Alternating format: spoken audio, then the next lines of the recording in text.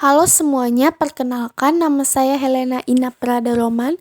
Saya dari kelas 1B Akuntansi Manajerial. Di sini saya akan membahas tentang topik 6 yaitu kepemimpinan atau leadership. Arti kepemimpinan. Kepemimpinan adalah kemampuan mempengaruhi aktivitas orang lain melalui komunikasi, baik individual maupun kelompok, ke arah pencapaian tujuan. Manajer harus mampu memperlihatkan kepemimpinannya untuk dapat mempengaruhi orang lain. Manajer perlu mengetahui beberapa strategi antara lain, 1. Menggunakan data dan fakta untuk mengemukakan argumen dan alasan yang logis. Yang kedua, bersikap bersahabat dan mendukung upaya yang baik dilakukan dalam perusahaan. 3. Memobilisasi atau mengaktifkan orang lain untuk melaksanakan pekerjaan. Keempat, melakukan negosiasi. Kelima, menggunakan pendekatan langsung atau kalau terpaksa menggunakan paksaan.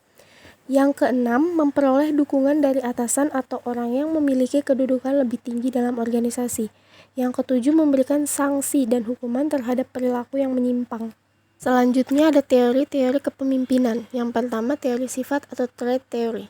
Teori ini disebut teori the great man, yang menyatakan bahwa seseorang yang dilahirkan jadi pemimpin, apakah ia mempunyai sifat atau tidak mempunyai sifat sebagai pemimpin.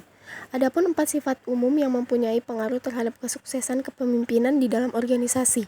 Yang pertama, kecerdasan. Yang kedua, kedewasaan dan hubungan sosial yang luas. Yang ketiga, motivasi diri dan dorongan berprestasi. Yang keempat, sikap hubungan manusiawi. Teori kepemimpinan selanjutnya adalah teori kelompok. Teori ini beranggapan bahwa agar tujuan tercapai, maka harus terdapat suatu pertukaran yang positif di antara para pemimpin dan pengikutnya. Teori kepemimpinan selanjutnya adalah teori situasional dan model kontingensi. Hubungan kemanusiaan atau gaya yang lunak dihubungkan dengan pemimpin yang tidak melihat perbedaan yang besar di antara teman kerja yang paling banyak dan paling sedikit disukai. Gaya yang terorientasi tugas dihubungkan dengan pemimpin yang melihat sesuatu perbedaan besar di antara teman kerja yang paling banyak dan paling sedikit disenangi, dan memberikan suatu gambaran paling tidak menyenangkan pada teman-teman kerja yang paling sedikit disukai. Selanjutnya ada tipe kepemimpinan. Ada 3 kepemimpinan. Yang pertama tipe autokrasi, yang kedua tipe demokrasi, dan yang ketiga tipe laissez-faire. Tipe autokrasi dibagi menjadi 3. Yang pertama, tipe autokrasi keras. Mempunyai sifat yaitu memegang teguh prinsip-prinsip yang sudah ditetapkan. Misalnya bisnis adalah bisnis, tidak mau mendelegasikan kekuasaan atau wewenang, dan tidak menerima inisiatif dan masukan bawahan. Yang kedua, tipe autokrasi baik. Mempunyai sifat selain autokrasi, ada beban pikiran lain untuk berbuat dan bertanggung jawab terhadap bawahan.